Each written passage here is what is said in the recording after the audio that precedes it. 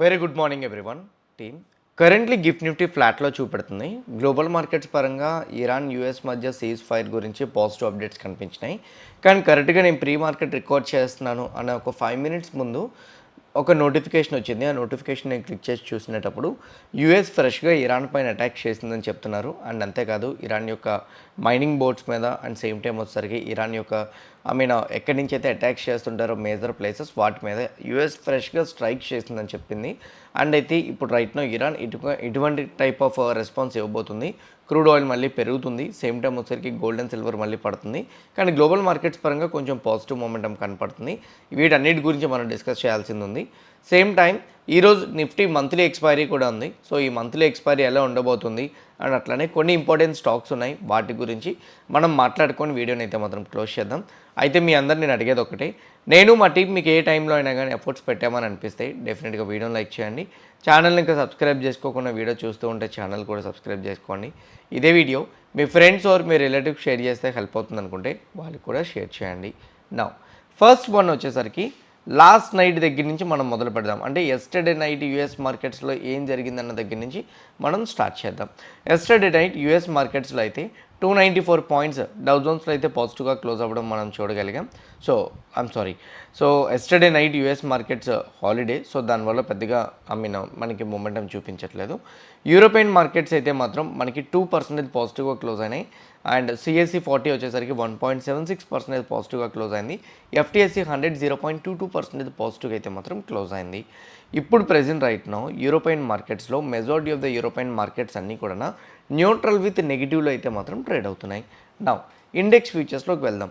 US markets close అయిపోవడంతో index ఫ్యూచర్స్లో ఎట్లా క్లోజ్ అయిందన్న దాని గురించి చూసుకుంటే డౌ జోన్స్ ఫ్యూచర్స్ 310 పాయింట్స్ పాజిటివ్లో ట్రేడ్ అవుతుంటే నాస్డాక్ ఫ్యూచర్స్ ఏమో 250 పాయింట్స్ పాజిటివ్లో అయితే మాత్రం ట్రేడ్ అవుతుంది. మీ అందరికి మేజర్ పాయింట్ చెప్పాల్సింది ఏంటంటే ఇండెక్స్ అంటే నిన్న మనకి నిఫ్టీ ఇండెక్స్ ట్రేడ్ అవుతున్నప్పుడు యూఎస్ ఫ్యూచర్స్ సేమ్ పాయింట్స్లోనే ట్రేడ్ అయింది. ఇప్పుడు కూడా అదే పాయింట్స్లోనే ట్రేడ్ అవుతుంది. యూఎస్ ఫ్యూచర్స్ ఎస్టర్డే వచ్చిన పాజిటివ్ మూవ్ ఏదైతుందో అదే ఇప్పుడు కూడా మూవ్ అవుతుందని నేను అనుకుంటున్నా. అంటే ఎస్టర్డే ఈ యొక్క పాజిటివ్ పాయింట్స్కి మనం ఆల్రెడీ రియాక్ట్ అయిపోయాము. ఈరోజు మళ్ళీ ఫ్రెష్గా ఆ పాజిటివ్ న్యూస్కి రియాక్ట్ అవ్వాల్సిన అవసరం లేదు. సింపుల్ అండ్ షార్ట్లో చెప్పాలంటే సండే వచ్చిన పాజిటివ్ అప్డేట్స్కి యూఎస్ ఫ్యూచర్స్ పాజిటివ్గా రియాక్ట్ అయినాయి. వాటికి నిన్న మన ఇండియన్ మార్కెట్స్లో పాజిటివ్ మొమెంటం కనిపించింది. నైట్ యూఎస్ మార్కెట్స్ హాలిడే ఉండడం వల్ల ఫ్యూచర్స్ అదే పాజిటివ్ మొమెంటం కంటిన్యూ చేస్తుంది. సో అందువల్ల ఆ పాజిటివ్ మొమెంటంకి మనం ఆల్రెడీ రియాక్ట్ అయ్యి ఉండడంతో గిఫ్ట్ నిఫ్టీ పెద్దగా రియాక్ట్ అవ్వలేదు. ఎందుకు అని అంటే ఇక్కడ చూడండి, గిఫ్ట్ నిఫ్టీ 24,031 దగ్గర చూపడుతుంది. మన నిఫ్టీ 50 ఎస్టర్డే 330 క్లోజ్ అయింది కూడా ఆల్మోస్ట్ నియర్ టు 24,030 అని అంటే న్యూట్రల్ ఓపెనింగ్ అని మనం అనుకోవచ్చు. కరెన్సీస్లో మన ఇండియన్ రూపీ చూస్తే 95.33 దగ్గర ఉంది, విచ్ ఈజ్ అన్ గుడ్. ఎందుకంటే 3-4 days బ్యాక్ 96.5 ఉండేది, ఇప్పుడు 95.33 అంటే which is an good point. నాకు కమోడిటీస్లో క్రూడ్ని చెక్ చేసుకుంటే 95.14, క్రూడ్ ఆయిల్ డబ్ల్యూటీ అయితే మాత్రం 91.71. ఇప్పుడు మార్నింగ్ మార్కెట్లో క్రూడ్ ఆయిల్ అయితే మాత్రం 1.85% పాజిటివ్ సైడ్ టర్న్ అయింది. అండ్ క్రూడ్ ఆయిల్ డబ్ల్యూటీ కూడా 1.55% పాజిటివ్ సైడ్ వెళ్ళింది. క్రూడ్ స్పైక్ అవడంతో గోల్డ్ అండ్ సిల్వర్లో మళ్ళీ ఫాలో వస్తుంది. గోల్డ్ ఆల్మోస్ట్ 0.7% డిక్లైన్ అయితే సిల్వర్ 1.8% డిక్లైన్ అవ్వడం అయితే చూడగలిగాం. నా సడన్గా క్రూడ్ ఎందుకు స్లోగా పెరుగుతుంది, గోల్డ్ అండ్ సిల్వర్ ఎందుకు పడుతుంది? యాక్చువల్గా 5 minutes బ్యాక్ నేను చూసిన న్యూస్ అప్డేట్ కన్నా ముందు చూసిన పాజిటివ్ డెవలప్మెంట్స్ అన్నీ మాట్లాడేసుకుందాం. సో ముందు చూసిన పాజిటివ్ డెవలప్మెంట్స్లో ఫస్ట్ డెవలప్మెంట్ ఏంటో తెలుసా?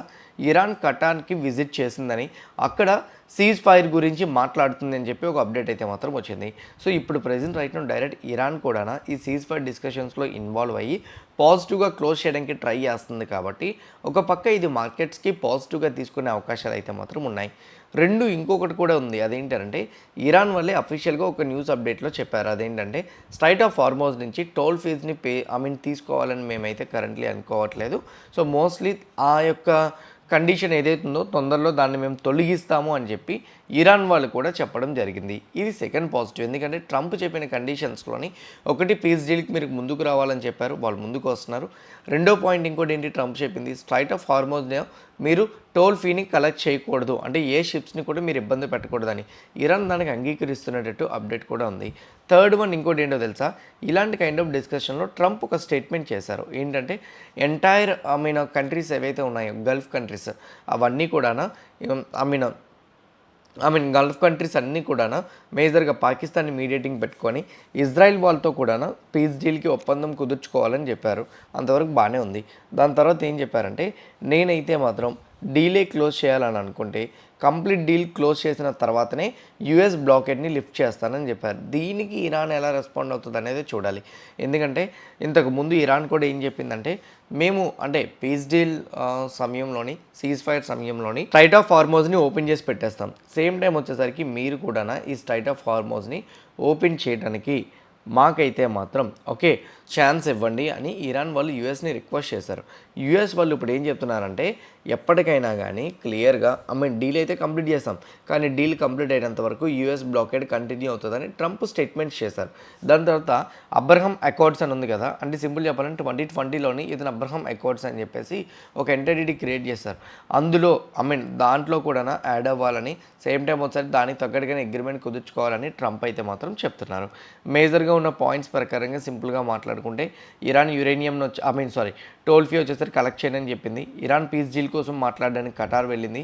ట్రంప్ అయితే మాత్రం పీస్ డీల్ క్లోజ్ అవుతుంది, బట్ కాకపోతే అంతవరకు మేము యూఎస్ బ్లాకెట్ని కంటిన్యూ చేస్తామని చెప్పారు. ఇంకో అప్డేట్ కూడా వచ్చింది. అదేంటంటే ఇరాన్ వాళ్ళు వాళ్ళ దగ్గర ఉన్న యురేనియంని చైనాకి ఇస్తానని చెప్తున్నారు. అంటే చైనాని కస్టడీ లెక్క, సో జాయింట్ కస్టడీ లెక్క పెడదాము, సో మా యొక్క యురేనియం అంతా కూడా చైనాకి ఇద్దాము, మీకైతే ఇవ్వమని చెప్తున్నారు. యూఎస్ వాళ్ళు మీ దగ్గర ఉన్న యురేనియంని మాకు ఇచ్చేయని చెప్తున్నారు. అంటే ఇప్పుడు మీరు క్లియర్గా చూస్తే ఇరాన్ ఒప్పుకోలేని పాయింట్స్ అన్నీ కూడా ఒప్పుకుంటుంది, కానీ యూఎస్ని నమ్మి ఇవ్వట్లేదు, చైనాని నమ్మి ఇస్తానని చెప్తుంది. ఒక పక్క ఇదంతా వరకు మనం పాజిటివ్గానే తీసుకోవచ్చు. ఆన్ ద అదర్ సైడ్ ఇంకో అప్డేట్ ఏముంది అని అంటే ఇక్కడ క్లియర్గా చూడండి, నేను 5 minutes బ్యాక్ వీడియో రికార్డ్ చేసినప్పుడు వచ్చిన న్యూస్ ఇది. యూఎస్ వాళ్ళు ఇరాన్ యొక్క సైట్స్ మీద మైన్ లేయింగ్ బోట్స్ మీద ఫ్రెష్గా అటాక్ చేశామని చెప్తున్నారనమాట.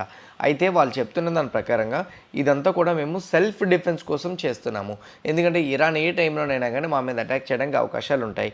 అందువల్ల మేము ముందుగానే ఇరాన్ యొక్క మైనింగ్ బోట్స్ పెట్టే ప్లేసెస్ ఏవైతే ఉన్నాయి, అంటే వీళ్ళు ఈ మధ్య స్ట్రైట్ ఆఫ్ హార్మోజ్ దగ్గర మైనింగ్స్ పెడుతున్నారనమాట. అంటే ఓషియన్లోనే మైనింగ్స్ పెడుతున్నారు. ఆ మైనింగ్స్ని ఎక్కడైతే వాళ్ళు ఇన్స్టాల్ చేస్తున్నారో ఆ ప్లేసెస్ని మేజర్గా వాళ్ళు ఉండే ప్లేసెస్ని ఎక్కడి నుంచి అయితే ఇన్స్టాల్ చేస్తున్నారో వాటిని మేము డిస్ట్రాయ్ చేయాలని ట్రై చేస్తున్నాము. అందుకే వాటి మీద అటాక్ చేశాము. ఇందులో ఇంకేం లేదు, సీజ్ ఫైర్ అయితే ఇలానే ఉంటుంది, ఇలానే కంటిన్యూ అవుతుంది అని కూడా చెప్పారు. ఇంకోటి on the other side Marco Rubio గారు కూడా ఎస్టర్డే ఒక స్టేట్మెంట్ ఇచ్చారు. అదేంటంటే అగ్రిమెంట్ అయితే మాత్రం చాలా మంచిగానే జరుగుతుంది ఇద్దరి మధ్య కూడా, కానీ ఒకవేళ కానీ అగ్రిమెంట్ జరగకపోతే మాత్రం మేము ఇంకో వేలో ఈ అగ్రిమెంట్ కుదర్చడానికి వెళ్ళాల్సి వస్తుందని చెప్పి ఆన్ ద అదర్ సైడ్ ఒక స్లైట్ వార్నింగ్ కూడా ఇచ్చారనమాట. సో ఓవరాల్గా చూసుకుంటే మార్కెట్స్ పెద్దగా ప్యానిక్ కావాల్సిన అవసరం లేదు. ఎందుకంటే దీనికి ఇప్పటి వరకు నేను రికార్డ్ చేసిన టైం వరకు అయితే మాత్రం ఇరాన్ రిప్లై ఏమీ ఇవ్వలేదు. సో మీరు మా మీద అటాక్ చేస్తారా, ఇంకా మేము గల్ఫ్ కంట్రీస్ మీద అటాక్ చేస్తామని ఇంకే స్టేట్మెంట్ ఇవ్వలేదు. అలా ఇస్తే మాత్రం మార్కెట్స్ ఈరోజు నెగిటివ్ సైడ్ రావచ్చు, అలా ఇవ్వకపోతే మాత్రం మార్కెట్స్ న్యూట్రల్గా ఉంటాయన్నమాట. What is mean by neutral? ఈరోజు మంత్లీ ఎక్స్పైరీ కదా, నేను ఆల్రెడీ పాజిటివ్ మొమెంటం కనిపించింది కదా. సో సేమ్ టైం వచ్చేసరికి ఈరోజు మంత్లీ ఎక్స్పైరీ అవ్వడం వల్ల వాలటిలిటీ అంటే సడన్గా పైకి వెళ్ళడం కింద పడడం, పైకి వెళ్ళడం కింద పడడం, ఇట్లాంటి కైండ్ ఆఫ్ మొమెంటమ్స్ చూడడానికి ప్రాబబిలిటీస్ ఉంటాయనేది నా ఒపీనియన్. నా ఇప్పటి వరకు ఉన్నవన్నీ అప్డేట్స్ పాజిటివ్నే. యూఎస్ చేసిన అటాక్ కొంచెం ఫియర్ని తీసుకొచ్చింది, అందువల్ల క్రూడ్ ప్రైస్ పెరిగింది, కానీ ఇరాన్ సైడ్ నుంచి ఎటువంటి రెస్పాన్స్ రాకపోవడంతో సీజ్ ఫైరింగ్ ఇలానే ఉంది అనే స్టేట్మెంట్స్ ఇరాన్ సైడ్ నుంచి కూడా యూఎస్ సైడ్ నుంచి కూడా స్టేట్మెంట్స్ ఉండడం, ఇరాన్ వాళ్ళు కూడా దానికి అంగీకరిస్తూ ఉండడం, ఫ్రెష్గా ఇరాన్ అటాక్స్ చేస్తున్నట్టు ఎక్కడ అప్డేట్స్ రాకపోవడంతో పెద్దగా మార్కెట్స్ అయితే మాత్రం రియాక్ట్ అవ్వలేదు.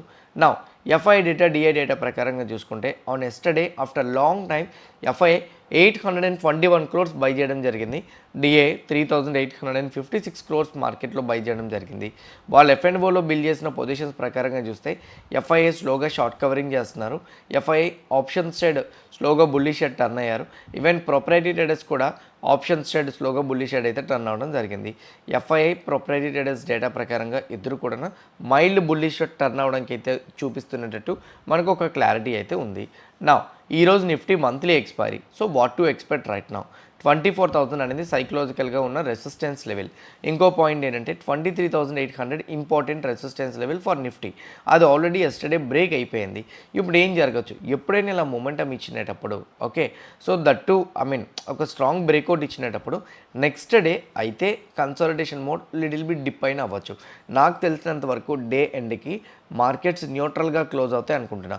ఒకటి మంత్లీ ఎక్స్పైరీ, సో అందువల్ల నేను అనుకుంటున్నా. అయితే ఇప్పుడు ఏం చూడాలి, మార్కెట్ ఫ్లాట్లో ఓపెన్ అవుతుంటే చూపెడుతుంది కదా. ఫస్ట్ 1 అవర్ కానీ ఒకవేళ కానీ ఎస్టర్డే క్లోజింగ్ ప్రైస్ అబోవ్ కానీ సస్టైన్ అవ్వగలిగితే స్లోగా మార్కెట్స్ 24,100 200 వరకు వెళ్ళొచ్చు. బట్ ఒక్కటి గుర్తుపెట్టుకోండి, మార్కెట్స్ ఎంత పాజిటివ్ సైడ్ వెళ్తున్నా సెకండ్ హాఫ్ మాత్రం చాలా వాల్టైల్గా ఉంటుంది. బికాజ్ మంత్లీ ఎక్స్పైరీస్లో వాల్టాలిటీ అనేది కామన్. సేమ్ టైం సెకండ్ హాఫ్లో మైల్డ్ ప్రాఫిట్ బుకింగ్ అయినా అవ్వచ్చు. ఎందుకంటే ఫస్ట్ హాఫ్ పాజిటివ్గా వెళ్ళింది, నిన్నంతా పాజిటివ్గా వెళ్ళింది. కంటిన్యూస్ పాజిటివ్ మూమెంటం ఉండడం వల్ల సెకండ్ హాఫ్లో ప్రాఫిట్ బుకింగ్ అయితే జరుగుతుంది. ఒకవేళ కానీ ఫస్ట్ హాఫ్ మొత్తం అసలు పాజిటివ్గా వెళ్ళలేదనుకోండి, న్యూట్రల్గానే ఉందనుకోండి, డే మొత్తం కూడా న్యూట్రల్గా ఉండడానికి ప్రాబబిలిటీస్ అయితే మాత్రం ఉంటాయన్నమాట. మరి ఫాల్ వస్తుంది అని మీరు ఎప్పుడు అనుకోవచ్చో తెలుసా? ఎస్టర్డే ఎస్టర్డే లో ఏదైతే ఉందో 23,926, ఆ లో కానీ బ్రేక్ అయితే మాత్రం మేబీ ఫాల్ రావడానికి అవకాశాలు అయితే మాత్రం ఉంటుంది. When it comes to the సెన్సెక్స్కి క్రూషియల్ జోన్ అయితే మాత్రం ఉంది. మీ అందరికీ తెలుసు, ఆల్రెడీ మనం డ్రా చేసుకున్నాం. సో ఈ జోన్ 76,500 ఇంపార్టెంట్. సో ఈ జోన్ కానీ ఫస్ట్ 1 అవర్ కానీ బ్రేక్ చేయగలిగితే 77,000 వరకు చూస్తాం. అది బ్రేక్ చేయలేకపోతే మాత్రం ఇక్కడే కన్సల్టేషన్ అవ్వచ్చు. అయితే ఒక్కటి గుర్తుపెట్టుకోండి, సేమ్ లైక్ నిఫ్టీ సెటప్ సెన్సెక్స్కి థర్స్డే ఎక్స్పైరీ లేదు, ఎందుకంటే Thursday market holiday. So Monday ఉంటుంది. సో దీనివల్ల రేపు ఎక్స్పైరీ కాబట్టి సెన్సెక్స్ ఈరోజు కూడా కొంచెం వాలటైల్గా ట్రేడ్ అవ్వడానికి ఛాన్సెస్ ఉన్నాయి. బ్యాంక్ నిఫ్టీకి చాలా స్ట్రాంగ్ మూమెంటం వచ్చింది. ఆర్బీఐ వాళ్ళు ఇచ్చిన స్టేట్మెంట్స్ తర్వాత నిన్న ఇండియన్ ఫైనాన్స్ మినిస్టర్ కూడా 3 F's మీద ఫోకస్ చేయండి అని చెప్తున్నారు. Fuel, fertiliser, forex. అంటే ఫ్యూయల్ కొండం తగ్గించుకోండి అని చెప్తున్నారు, ఫెర్టిలైజర్స్ని కొండం పెంచుకోండి అని చెప్తున్నారు. ఫారెక్స్ అంటే గోల్డ్ని ఎక్కువగా బై చేయడం వల్ల ఇప్పుడు ప్రెజెంట్ రైట్నో డాలర్ డిమాండ్ పెరిగిపోతుంది. సో ఈ ఫారెక్స్ని కాపాడడానికి ఇంటర్నేషనల్ పరంగా ఎటువంటి ఇంపోర్ట్స్ చేసుకోవద్దని మళ్ళీ ఫారెన్ మినిస్టర్ చెప్పారు. ఇంతకుముందు మోడీ గారు చెప్పారు, ఇప్పుడు ఫారెన్ మినిస్టర్ కూడా చెప్పారు. సో అంటే క్రైసిస్ ఏమైనా ఉంటాయేమో అనే లిటిల్ బిట్ ఫియర్ కూడా ఉంది. బట్ ఇది ఎస్టర్డే వచ్చింది మన మార్కెట్ హౌస్లోనే, కానీ మార్కెట్స్ అయితే మాత్రం దీనికి రియాక్ట్ అవ్వలేదు. చూడాలి ఈరోజు రియాక్ట్ అవుతుందేమో అనేది. అయితే బ్యాంక్ నిఫ్టీ పరంగా అయితే మాత్రం 55,300 ఏదైతే ఉందో ఇది important resistance level. So as of now నాకు తెలిసినంత వరకు బ్యాంక్ నిఫ్టీ ఒకవేళ డిప్ అయినా రీటెస్ట్ చేసి పైకి వెళ్తుందని అనుకుంటున్నా. ఇంపార్టెంట్ రెసిస్టెన్స్ లెవెల్ స్ట్రాంగ్ క్యాండిల్తో బ్రేక్ అయింది కాబట్టి అయితే పాజిటివ్గా వెళ్ళడానికి ట్రై చేస్తుంది. లేకపోతే ఈరోజు కన్సల్టేషన్లో ఉండి రేపు పాజిటివ్గా వెళ్ళడానికి ఛాన్స్ అయితే మాత్రం ఉంది, ఎందుకంటే బ్రేక్ అయిన క్యాండిల్ స్ట్రాంగ్గా ఉంది కాబట్టి. When it comes to fin nifty 26,100 దగ్గర క్లోజ్ అయింది ఒక స్ట్రాంగ్ క్యాండిల్తో. ఒకవేళ కానీ మార్కెట్స్ న్యూట్రల్గా ఓపెన్ అయితే మాత్రం పాజిటివ్ సైడ్ వెళ్ళడానికి ట్రై చేస్తుంది. సో ఫస్ట్ 1 అవర్ కానీ ఎస్టర్డే క్లోజింగ్ ప్రైస్ అబోవ్ కానీ ఉంటే మాత్రం 26,400 వరకు మనం చూసే ప్రాబబిలిటీస్ ఉంటాయి. ఇది ఫిన్ నిఫ్టీ ప్రకారంగా అయితే మాత్రం. ఓకే, నా బిట్కాయిన్ పరంగా, గోల్డ్, సిల్వర్ పరంగా మనం చెక్ చేసుకుంటే బిట్కాయిన్ కరెంట్లీ ఏదైతే జోన్ మనం మాట్లాడుకున్నాం, మీకు గుర్తుందో ఎస్టర్డే కూడా మనం ఒకటే మాట్లాడుకున్నాం, 78,000 బ్రేక్ అయితే 84,500 వరకు చూస్తామని. ఇక్కడ 78,000 బ్రేక్ అవ్వట్లేదు. అలానే డౌన్ సైడ్ ఈ సపోర్ట్ లెవెల్ కూడా బ్రేక్ డౌన్ అవ్వట్లేదు. డౌన్ సైడ్ బ్రేక్ డౌన్ అయితే ఫాల్ చూడొచ్చు, లేదనుకుంటే మాత్రం ఈ జోన్లోనే ఇలానే కన్సల్టేషన్ అవ్వడానికి ప్రాబబిలిటీస్ ఉంటాయన్నమాట. ఈ జోన్ నుంచి డౌన్ సైడ్ వస్తే మాత్రం ఆల్రెడీ రీటెస్ట్ చేసి ఫాలో అవుతుంది కదా, ఇది స్ట్రాంగ్ బీరిష్ క్యాండిల్ అయి దీని బిలో 80% క్యాండిల్ బాడీతో క్లోజ్ అయితే మాత్రం మేబీ స్లోగా బిట్కాయిన్లో 71,600 వరకు డిక్లైన్ చూడడానికి ప్రాబబిలిటీస్ ఉంటాయి. గోల్డ్ పరంగా చూసుకుంటే గోల్డ్కి 4,500 ఇంపార్టెంట్ సపోర్ట్ లెవెల్, ఇది ఇంకా బ్రేక్ అవ్వలేదు. ఇది బ్రేక్ చేస్తే మాత్రం 4,352 వరకు మనం ఫాలో అయితే మాత్రం చూడొచ్చు. When it comes to the silver పరంగా అయితే మాత్రం ఆల్మోస్ట్ సిల్వర్కి 73 ఇంపార్టెంట్ లెవెల్. గుర్తుపెట్టుకోండి, ఈరోజు ఇరాన్ ఇంకా ఫ్రెష్ అటాక్స్ యూఎస్ మీద చేయలేదు, అంటే గల్ఫ్ కంట్రీస్లో కానీ ఎక్కడ కూడా. ఇది ఒక పక్క మనం పాజిటివ్గా తీసుకోవచ్చు. ఒకవేళ కానీ అటాక్ చేస్తే మాత్రం మేబీ గోల్డ్ అండ్ సిల్వర్లో ఫర్దర్గా ఇంకా డిక్లైన్ చూడొచ్చు. గోల్డ్, సిల్వర్, బిట్ కాయిన్స్లో మీరు యాక్టివ్గా ట్రేడ్ చేద్దామని అనుకుంటే 24/7 ట్రేడింగ్, ఎక్స్పైరీ ఉండకూడదు, లెవరేజ్ కావాలనుకుంటే కింద కామెంట్ బాక్స్లో నేను డెల్టా ఎక్స్చేంజ్ రెఫరల్ లింక్ ఇస్తున్నా.